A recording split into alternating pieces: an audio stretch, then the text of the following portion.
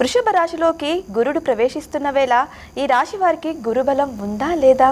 ఇందాక మనకి గురువుగారు చెప్పినట్టుగా ఎప్పుడైనా సరే గురువు మారుతున్నప్పుడు మన జన్మ రాశి నుంచి 2వ స్థానంలో కానీ 5వ స్థానంలో కానీ 7 కానీ 9 కానీ 11 స్థానాలలో గురు సంచారం మనకి శుభ ఫలితాలను ఇస్తుంది. అయితే ఇప్పుడు వృషభ రాశిలోకి గురువు మారుతున్నప్పుడు ఆయన జన్మరాశిలోకే మారుతున్నారు. అంటే వృషభ రాశి ఎవరి నక్షత్రాలు అయితే ఉన్నాయో వాళ్ళందరిది కూడా వృషభ రాశి జన్మరాశి అవుతుంది. ఆ జన్మరాశిలోకి మనకి గురువు మారటం అనేది జరుగుతోంది. అయితే మామూలుగా ఎప్పుడైనా సరే గురువు మారాక కూడా ప్రతి గ్రహానికి కూడా మనము వీక్షణ అని చూస్తాం. అంటే గురు వీక్షణ అని అంటాం.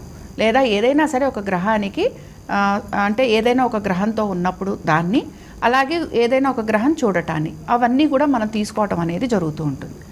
ఇందాక చెప్పుకున్నట్టుగానే గురువు కొన్ని మంచి ఫలితాలను కూడా మనకి ఇవ్వాలి. అంటే ఏ రాశిలో సంచరించినా ఆయన కొన్ని శుభ ఫలితాలను ఇవ్వాలి. అలాగే ఆయన ఉన్న స్థానాన్ని బట్టి ఆ రాశికి సంబంధించి ఆయన కొన్ని చెడు ఫలితాలను కూడా ఇవ్వటం అనేది